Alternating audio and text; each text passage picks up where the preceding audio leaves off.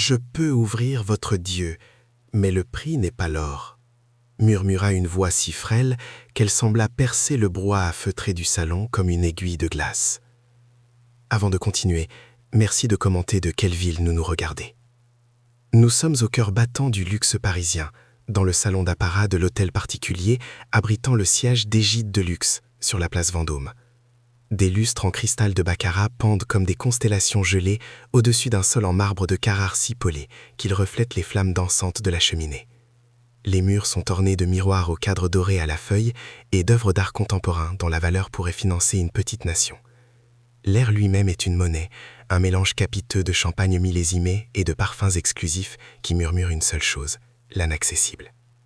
Au centre de cette opulence se tient Jean-Baptiste de La Rochefoucauld, le PDG au nom aristocratique et au regard d'acier.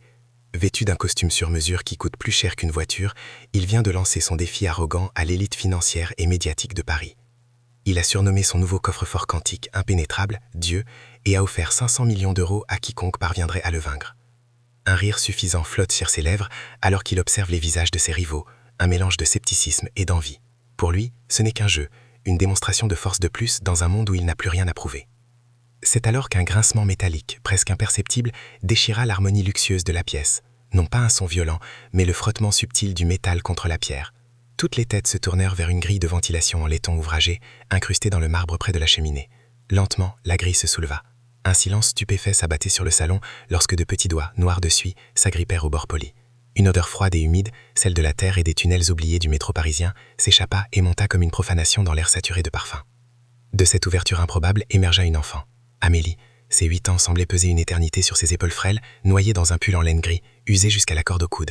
Son visage était une toile de misère, maculée de traces sombres, et ses cheveux émêlés cachaient un regard d'une intensité déconcertante.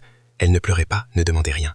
Elle se tenait là, pieds nus sur le marbre glacial, une anomalie silencieuse, un spectre des bas-fonds venu hanter le sommet du monde. Le premier son humain à briser le charme fut un hoquet de dégoût. « Jean-Baptiste, mon Dieu, qu'est-ce que c'est que cette souillure ?» La voix de Béatrice de La Rochefoucauld, l'épouse du PDG, était aussi tranchante et froide que le diamant à son doigt. Son visage, une sculpture parfaite de mépris aristocratique, se crispa comme si elle venait de sentir une odeur nauséabonde. Pour elle, l'enfant n'était pas une personne, mais une tâche, une erreur à effacer immédiatement du tableau immaculé de sa soirée. Pascal, le chef de la sécurité, un colosse au crâne rasé et au costume immaculé, réagit à l'ordre implicite. Il s'avança, ses pas lourds et assurés sur le marbre, son expression neutre mais déterminée. Il ne voyait ni une fille, ni la peur, ni la faim. Il voyait un problème, une brèche dans le périmètre qu'il était payé pour maintenir inviolable. « Ne bouge pas, petite », ordonna-t-il d'une voix basse et sans appel, se préparant à la saisir sans ménagement.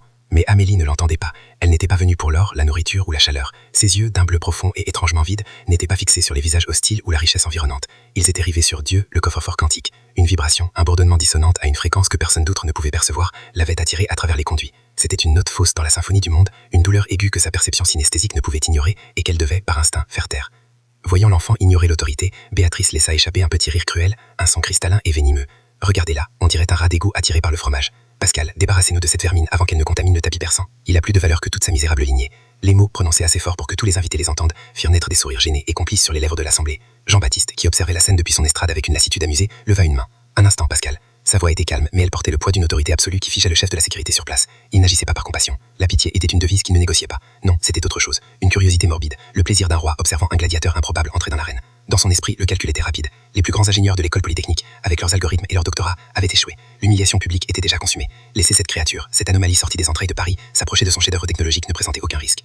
Au contraire, cela ajoutait une touche de grotesque, un acte final absurde à sa démonstration de force.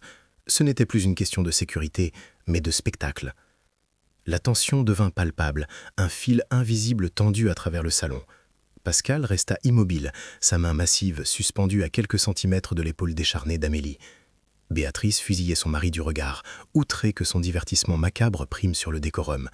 Et Amélie, enfin libre de toute entrave, fit un pas, puis un autre, s'approchant du monolithe de titane, guidée non par la logique, mais par le chant insoutenable et silencieux que seule son âme pouvait entendre. Jean-Baptiste de La Rochefoucauld descendit de son estrade, un sourire carnassier étirant ses lèvres. Il s'approcha de l'enfant, non pas comme un homme s'adressant à une fillette, mais comme un empereur romain s'adressant à un esclave dans l'arène. « Très bien, » dit-il d'une voix faussement douce qui portait dans tout le salon. « Tu veux t'essayer à Dieu ? Soit. Si tu parviens à ouvrir ce que les meilleurs esprits de France n'ont pu égratigner, les 500 millions d'euros sont à toi. » Un murmure parcourut l'assemblée, un mélange de rires étouffés et de pitié condescendante. Les ingénieurs de l'école polytechnique, debout près de leurs terminaux quantiques inertes, échangèrent leurs regards exaspérés. L'idée qu'une enfant des rues, une apparition sortie des entrailles de Paris, puisse réussir là où leurs algorithmes complexes avaient échoué, n'était pas seulement absurde, c'était une insulte à leur intelligence, à leur formation, à leur monde. Pourtant, Amélie ignora complètement les claviers holographiques et les interfaces lumineuses qui avaient captivé les experts. Ses pieds nus et sales la portèrent en silence sur le marbre froid, non pas vers les consoles de contrôle, mais directement vers le monolithe de titane lui-même. Elle passa une main hésitante sur la surface glacée, non pour chercher un mécanisme, mais comme pour sentir le pouls de la machine. Puis, à la stupéfaction générale, elle fit quelque chose d'inconcevable. Elle colla son oreille contre la porte circulaire massive du coffre. Ses yeux se fermèrent. Pour les spectateurs, elle ressemblait à une enfant perdue écoutant un coquillage. Mais pour Amélie, le métal était un diapason vibrant d'une cacophonie insupportable, une symphonie mécanique jouée tragiquement faux. « C'est absolument ridicule », siffla Béatrice à son mari, son mépris suintant à chaque syllabe. « Pascal, je vous en prie, mettez un terme à cette farce grotesque. » Mais Jean-Baptiste, captivé par l'étrangeté de la scène, ne bougea pas. Le spectacle l'amusait trop. Amélie, elle, était dans un autre monde. Les insultes et les rires n'étaient qu'un bruit de fond lointain, noyé par le hurlement ultrasonique que seul son ouïe synesthésique pouvait déchiffrer. Elle entendait le conflit au cœur de la machine.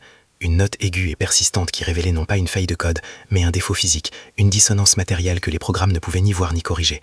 Ses doigts fines et agiles quittèrent la porte et se mirent à explorer la jointure entre le coffre et le marbre froid. Les ingénieurs ricanèrent pensant qu'elle cherchait une faille ou une charnière, mais elle cherchait autre chose. Ses doigts s'arrêtèrent sur une petite plaque de laton presque invisible, un panneau de maintenance obsolète, jugé inutile et ignoré par les architectes modernes. Avec une force surprenante pour sa taille, elle retira la plaque, révélant une série de minuscules broches et de ce qui ressemblait à des vis de réglage énologique. C'était un vestige du passé, un système de secours mécanique totalement déconnecté du réseau quantique. Pour les experts, c'était un appendice inutile. Pour Amélie, c'était la clé de l'instrument. Elle ne tapa rien, elle n'inséra aucun outil. Au lieu de cela, elle commença à appliquer une série de pressions rythmiques sur les broches avec la pulpe de ses doigts. Ce n'était pas un code, c'était une cadence. Les observateurs ne voyaient que les mouvements erratiques d'une enfant jouant avec des boutons, mais Amélie était en train d'accorder le coffre-fort comme un piano. Dans son esprit, le jargon technique n'existait pas, mais l'effet était le même. Elle avait diagnostiqué auditivement une désynchronisation de cycle dans le système de refroidissement du serveur quantique. La vibration discordante qu'elle seule percevait était la cause de la paralysie informatique. En appliquant une pression cadencée sur ce qu'un ingénieur aurait appelé le mécanisme d'annulation analogique en palladium, elle ne piratait pas le système, elle utilisait la fréquence de résonance harmonique pour le réaligner de l'extérieur. Soudain, un son profond et métallique, un clac d'une finalité absolue, résonna dans le salon silencieux. Ce n'était pas une explosion, ni le sifflement d'un système hydraulique, mais le bruit net et propre de verrous massifs en titane se rétractant à l'unisson. La lourde porte circulaire de Dieu s'entr'ouvrit de quelques centimètres, poussée par une pression interne, libérant un souffle d'air froid et l'éclat aveuglant de l'or pur. Le silence qui s'abattit sur la pièce fut plus assourdissant que n'importe quel cri. Le verre de champagne que tenait Béatrice de La Rochefoucauld glissa de ses doigts et s'écrasa en 1000 morceaux sur le marbre, le son de l'impact semblant obscène dans le silence total. Jean-Baptiste, le PDG arrogant, resta figé, son sourire effacé, ses yeux fixés sur la fente dorée, son esprit refusant de comprendre ce dont il venait d'être le témoin. Le « clac » fut un son pur, absolu, une détonation de finalité qui ne brisa pas seulement le mécanisme du coffre-fort, mais aussi la fragile illusion de supériorité qui maintenait l'équilibre de la pièce. Ce ne fut pas un bruit, ce fut un jugement. Dans l'instant qui suivit, le silence ne fut pas une absence de son, mais une présence tangible et écrasante. Il absorba les murmures, les respirations, les battements de cœur, créant un vide si profond qu'il semblait aspirer l'air des poumons de chaque invité. Le tintement cristallin du verre de Béatrice s'écrasant sur le marbre fut le seul son à oser profaner ce silence sacré. Ce fut le bruit de son monde, de ses certitudes et de son mépris, se brisant en 1000 morceaux irrécupérables à ses pieds. Les ingénieurs de l'école polytechnique, ces esprits brillants qui avaient passé des heures à échafauder des théories quantiques, baissèrent la tête. Sur leur visage, ce n'était pas seulement du choc, mais une honte brûlante, la réalisation humiliante que leur savoir encyclopédique avait été rendu obsolète par l'instinct d'une enfant des rues. Pascal, le colosse de la sécurité, resta figé, sa main encore à moitié tendue. Pour la première fois de sa carrière, ses protocoles, sa force et son autorité étaient devenus totalement insignifiants. Il ne voyait plus un problème à évacuer, mais une force qu'il ne pourrait jamais contenir. L'Assemblée, cette élite parisienne si prompte à juger et à rire, était maintenant une galerie de statues de cire. Les sourires condescendants s'étaient figés en rictus d'incrédulité. Leurs yeux passaient de la porte entr'ouverte à la silhouette frêle d'Amélie, essayant de réconcilier l'impossible. Jean-Baptiste de La Rochefoucauld, lui, ne bougeait plus. Son masque d'arrogance amusée s'était évaporé, révélant un homme nu face à un miracle. Il ne voyait pas son coffre-fort vaincu, il voyait une loi fondamentale de son univers être réécrite sous ses yeux. Puis, son regard se posa sur Amélie, et l'épiphanie le frappa avec la violence d'un éclair. Il ne voyait plus la crasse, ni les haillons, ni la misère. Ces détails s'effacèrent, comme une brume se dissipant pour révéler le paysage véritable. Dans le silence de l'enfant, il vit un miroir. Pas de ce qu'il était, mais de ce qu'il aurait pu être. Il se souvint d'un jeune homme qui, des années auparavant, voyait le monde non pas en termes de profit et de perte, mais en termes de motifs et de symphonie. Un génie brut avant que l'ambition ne le polisse jusqu'à lui faire perdre son âme. Il comprit d'alors la solitude abyssale de son existence. Il avait construit Dieu, un monument à sa propre invulnérabilité, un coffre-fort rempli d'or, mais qui gardait surtout un vide immense. Cet enfant n'avait rien, et pourtant elle possédait une connexion au monde, une pureté de perception qu'aucune fortune ne pourrait jamais acheter. La crasse sur ses joues devint une marque de son voyage, ses pieds nus le symbole de son contact direct avec la vérité, et son silence, la preuve d'un langage bien plus profond que les mots. Elle n'était pas venue pour l'or, elle était venue pour rétablir l'harmonie. C'est un hasard, un coup de chance absurde. La voix de Béatrice déchira le silence, stridente, désespérée de restaurer un ordre social qu'elle sentait lui échapper. « Pascal, sortez-moi cette chose ici, elle a probablement tout cassé. » Jean-Baptiste se tourna lentement vers sa femme. Son visage était calme, mais ses yeux brûlaient d'une intensité nouvelle, une autorité qui ne venait plus de sa richesse, mais d'une révélation profonde. « Taisez-vous, Béatrice, » dit-il d'une voix basse et tranchante qui figea le sang de tous. « Vous étiez préoccupée par la valeur d'un tapis persan, » continua-t-il, son regard balayant l'assemblée pétrifiée. « Ce tapis, comme vos bijoux, comme cette maison, peut être remplacé. Mais ce que nous venons de voir, ce brillant, est unique dans l'histoire de l'humanité. » Il fit un pas vers Amélie, se plaçant instinctivement entre elle et le reste du monde, un bouclier humain. « Vous tous, vous avez vu une intruse, une souillure. Vous avez vu la pauvreté et vous en avez eu peur. Votre vision s'est arrêtée à la surface, au vernis que vous chérissez tant. » Son regard retourna vers sa femme, et il n'y avait plus aucune chaleur, seulement une pitié glaciale. « Vous avez appelé cet enfant Vermine. Mais la seule chose nuisible ici, ce soir, c'est l'aveuglement. L'arrogance de croire que la valeur d'un être se mesure à la coupe de son costume. » Il marqua une pause, laissant le poids de ses mots écraser l'atmosphère déjà tendue. « Votre soirée est terminée, Béatrice. En fait, je crois que notre soirée à tous est terminée. » Puis, toute la dureté quitta son visage alors qu'il se tourna à nouveau vers Amélie. Il la regardait maintenant non plus comme une curiosité, mais avec une forme de révérence, comme si elle était la seule personne réelle dans une pièce remplie de fantômes. Le pouvoir dans ces salons venait de changer de main. Il n'appartenait plus à la fortune, au nom ou au statut. Il reposait entièrement sur les frêles épaules d'une enfant silencieuse, qui venait de prouver que les plus grandes richesses ne sont pas celles que l'on enferme, mais celles que l'on est capable de percevoir. Jean-Baptiste fit un geste de la main, un mouvement sec et dédaigneux, qui n'était pas destiné à l'enfant, mais au monde entier qui les observait. Le message était clair, le spectacle était terminé. La foule, ce parterre de rois et de reines de l'industrie du luxe, devint instantanément superflu, un bruit de fond que son esprit avait déjà commencé à filtrer et à effacer. Le vaste salon d'apparat, vibrant de murmures choqués quelques secondes plus tôt, se mua en une cathédrale de silence. L'or qui débordait de Dieu ne brillait plus comme un trophée, mais comme une simple lumière d'appoint, un accessoire insignifiant sur la scène où se jouait un drame bien plus précieux. Eux deux, le milliardaire et l'orpheline, étaient seuls au centre d'un univers qui venait de se contracter autour d'eux. Avec une lenteur qui démentait l'urgence de l'émotion qui le submergeait, Jean-Baptiste posa un genou sur le marbre froid de Carrare. Le tissu de son pantalon sur mesure, d'une valeur inouïe, émit un léger froissement, le seul son dans la pièce. Il n'était plus le PDG dominant depuis son estrade, il était un homme s'abaissant pour regarder un oracle dans les yeux. « Les 500 millions d'euros, commença-t-il, sa voix étonnamment rauque, presque brisée. Ils sont à toi, comme promis. Tu peux avoir tout ce qu'ils peuvent acheter. Des maisons, des vêtements, des jouets, tout ce que tu peux imaginer. » Il marqua une pause, scrutant le visage impassible de la fillette. Il comprit que ces mots étaient creux, des pièces de monnaie jetées dans un puits sans fond. « Mais ce n'est pas ce qui compte, n'est-ce pas ? Je le vois dans tes yeux. Ce n'est pas l'or que tu es venu chercher. » Amélie ne répondait pas. Son silence n'était pas un vide, mais une réponse en soi. Ses yeux, d'un bleu profond et ancien, ne reflétaient qu'aucune cupidité, aucune joie triomphante. Ils contenaient une gravité, une connaissance du monde qui rendait toute la richesse environnante parfaitement ridicule. Sentant l'inutilité de son offre matérielle, Jean-Baptiste laissa tomber toutes ses défenses. La question qui montait à ses lèvres ne venait pas de l'homme d'affaires, mais de l'âme solitaire qu'il avait si longtemps cachée. « Alors, dis-moi, qu'est-ce que tu veux, Amélie ? Vraiment ?» L'enfant ne regarda pas le coffre-fort. Son regard balaya la pièce, passant sur les visages figés des invités, sur les lustres de cristal, avant de revenir se poser sur lui. Lentement, elle plongea une main dans la poche usée de son pull en laine. Ce n'était pas une arme qu'elle en sortit, ni un quelconque objet de valeur. C'était un petit morceau de craie blanche, usé par l'usage, probablement ramassé dans une cour d'école abandonnée ou sur un trottoir parisien. C'était l'outil d'une enfant, le symbole d'une innocence que le monde avait tenté de lui voler. À son tour, Amélie s'agenouilla sur le sol immaculé, imitant le geste du milliardaire. Le contact de ses genoux nus sur la pierre froide ne semblait pas la déranger. Elle était chez elle dans un confort. Puis, avec une application infinie, elle commença à écrire sur le marbre italien. Le grattement doux de la craie sur la surface polie fut le son le plus fort et le plus intime que le salon ait jamais connu. Chaque lettre était tracée avec une clarté infantile, mais portait le poids d'une vérité d'adulte. Les mots apparurent, blanc sur noir, simples et dévastateurs. Ils ne demandaient ni richesse ni pouvoir. Ils demandaient quelque chose que Jean-Baptiste avait oublié qu'on pouvait acheter ou vendre. La permanence. Je ne veux pas l'or. Je veux quelqu'un qui reste. Ces quelques mots firent ce que ni les OPA hostiles, ni les krachs boursiers, ni les trahisons de ses rivaux n'avaient jamais réussi à faire.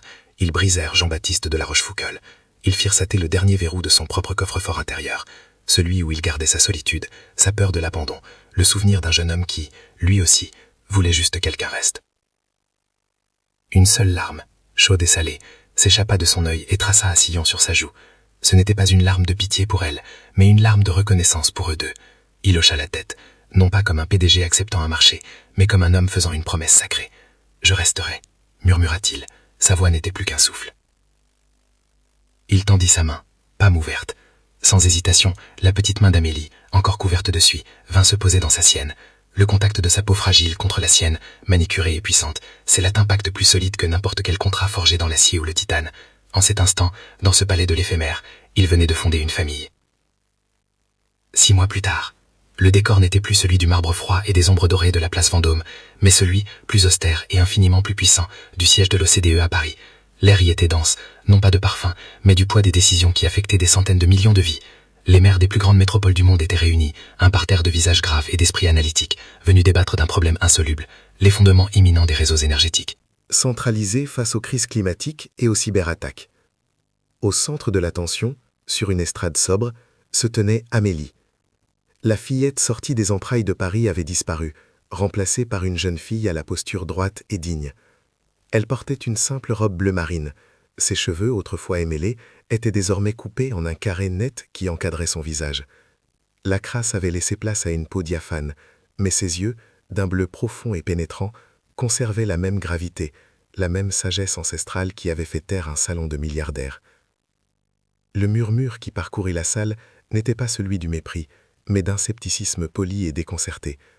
Jean-Baptiste de La Rochefoucauld, assis au premier rang, avait utilisé toute son influence pour obtenir ces 10 minutes de leur temps.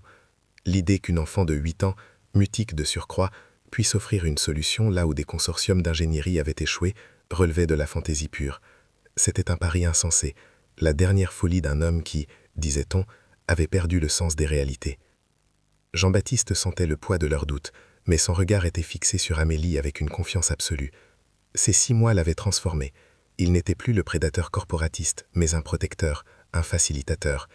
Il avait appris à communiquer avec elle dans le silence, à comprendre le monde à travers ses perceptions uniques. Il n'était pas là pour la présenter comme une curiosité, mais pour lui donner la scène que son génie méritait. Sa réputation entière reposait sur cet instant. Amélie se tourna vers le gigantesque écran interactif derrière elle. Elle ne projeta aucun graphique, aucune ligne de code. D'un geste fluide, elle activa l'écran d'une simple pression du doigt. Puis, avec une concentration totale, elle commence à dessiner. Ce n'était pas un schéma technique, mais une esquisse qui ressemblait d'abord à une toile d'araignée, délicate et organique.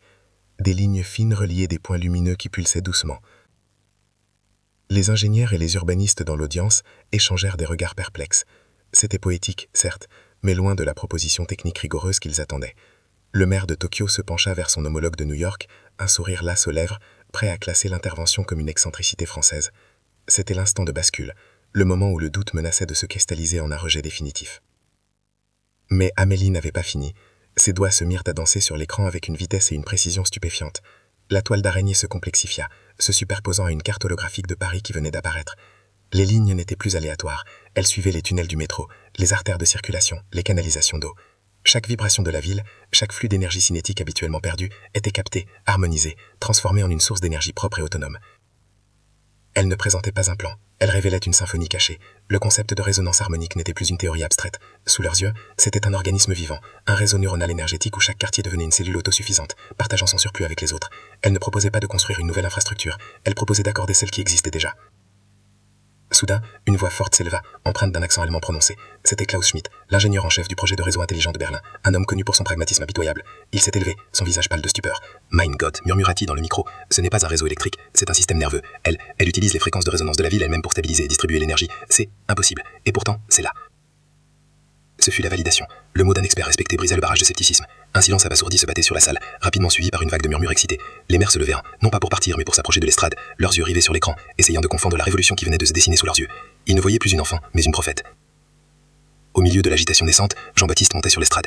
Il ignora les mains tendues et les questions pressantes des dirigeants mondiaux. Il s'approchait d'Amélie, qui le regardait tellement, son œuvre achevée. Il ne dit rien. Il se contenta de poser délicatement sa main sur son épaule. Un geste simple, protecteur et débordant de fierté. Leurs regards se croisèrent, scellant une nouvelle fois leur pacte silencieux. Il avait cru en elle, et elle venait de lui offrir le monde. Le murmure devint un tonnerre d'applaudissements. Ce n'était pas une politesse, mais une reconnaissance, une reddition face à l'évidence. L'enfant qui avait émergé des ténèbres n'était pas venu pour prendre l'or, mais pour offrir la lumière. Elle n'avait pas eu besoin de prononcer un seul mot pour se faire entendre. Elle avait simplement appris à une assemblée de leaders puissants à écouter la musique cachée de leur propre ville. 10 ans plus tard, l'hémicycle du siège de l'OCDE, au château de la Muette à Paris, a remplacé le salon d'Abarat de la place Vendôme. Ici, le pouvoir n'est pas mesuré en carats de diamant ou en mètres de marbre, mais en influence sur le destin des nations. L'air y est dense, non de parfum, mais du poids des décisions. Sur l'estrade, face à un parterre de sommité mondiale, se tient Amélie de La Rochefoucauld. À 18 ans, la silhouette frêle a laissé place à une jeune femme à l'élégance sobre et à la posture assurée. La crasse et les haillons ont disparu, mais ses yeux d'un bleu profond ont conservé cette intensité qui, une décennie plus tôt, avait figé l'élite parisienne. Assis au premier rang, Jean-Baptiste de La Rochefoucauld n'est plus le prédateur corporatiste au sourire carnassier. C'est un homme dont le visage est adouci par une fierté qui transcende la simple réussite matérielle. Ses yeux sont embués, non de larmes de regret, mais d'une admiration sans borne pour la jeune femme qui porte son nom. Il n'observe pas un investissement qui a porté ses fruits, il contemple le sens même de son existence, la raison pour laquelle il a démantelé un empire du luxe pour bâtir une fondation dédiée au potentiel humain. Il a tout risqué sur son intuition, et elle lui a offert un héritage plus précieux que tout l'or du monde. La voix d'Amélie, calme et posée, emplit l'espace sans effort. Elle n'a pas besoin de crier pour être entendue. Derrière elle, une carte du monde holographique s'illumine, non pas de frontières politiques, mais d'une tapisserie de lumière pulsante et interconnectée. C'est le réseau Amélie. Un système énergétique décentralisé qui a commencé comme un simple dessin à la craie sur un sol en marbre et qui alimente désormais des millions de personnes. Les lignes lumineuses ne suivent pas les tracés des câbles à haute tension, mais les fréquences harmoniques de la Terre elle-même. « Je n'ai rien inventé », explique-t-elle avec une simplicité désarmante qui contraste avec la complexité de son œuvre. « J'ai simplement appris à écouter. » Nos villes, nos océans, nos infrastructures, tout vibre, tout chante une mélodie. Pendant des siècles, nous avons tenté de couvrir ce chant par le bruit de nos propres machines, en imposant notre volonté au monde. Mon travail a consisté à faire le contraire. Accorder nos technologies à la symphonie existante, transformer le bruit parasite en énergie pure. Le résultat de cette philosophie est affiché en temps réel sur l'écran. Des hameaux isolés des Cévennes, autrefois condamnés à la précarité énergétique, sont désormais autonomes. Des villages sahéliens qui n'avaient jamais connu l'électricité voient leurs écoles et leurs centres de santé illuminés. La promesse, écrite 10 ans plus tôt sur une pierre froide, saucée au calor fort paratodos, n'était pas la requête d'une enfant, mais le premier article de la constitution d'un nouveau monde. Un monde où l'énergie n'est plus une ressource à extraire, mais une harmonie à rejoindre. Du premier rang, Jean-Baptiste se souvient de la porte de son coffre-fort, ce dieu de titane qu'il avait bâti pour protéger une richesse morte. Il comprend maintenant que le véritable coffre-fort était son propre cœur, et qu'Amélie n'avait pas eu besoin de forcer la serrure. Elle lui avait simplement murmuré la combinaison en lui montrant que la plus grande valeur ne réside pas dans ce que l'on possède, mais dans ce que l'on est capable de percevoir et de partager. La fondation de La Rochefoucauld devenait son unique obsession, dénichant d'autres Amélie aux 4 coins du globe. La révolution Amélie fut bien plus que technologique, elle fut paradigmatique. Elle a prouvé au monde que les solutions les plus profondes aux problèmes les plus complexes ne se trouvaient pas dans une complexité accrue, mais dans un retour à une écoute fondamentale. Des industries entières, de la cybersécurité à l'urbanisme, ont été refondées sur ce principe d'harmonie plutôt que de domination. L'enfant qui avait diagnostiqué la dissonance d'une machine avait appris à l'humanité à diagnostiquer la sienne. Amélie termine son discours. Son regard balaie l'assemblée silencieuse et captivée, puis se pose sur Jean-Baptiste. Un sourire infime, presque imperceptible, s'échange d'entre eux. C'est un sourire qui contient toute leur histoire. Le froid du marbre, la chaleur d'une main tendue, le son d'un engagement tenu. Elle a trouvé quelqu'un qui est resté, et en retour, elle a donné au monde une raison de croire en un avenir durable. Alors que les applaudissements éclatent, un tonnerre de respect et de gratitude qui fait vibrer l'hémicycle. Une voix off s'élève, douce et claire. La caméra se resserre sur le visage serein d'Amélie, qui ferme les yeux un instant, comme pour écouter cette nouvelle harmonie. La voix conclut, le plus grand trésor n'est pas gardé à cette clé, mais caché à la vue de tous. Parfois, il suffit juste d'apprendre à écouter.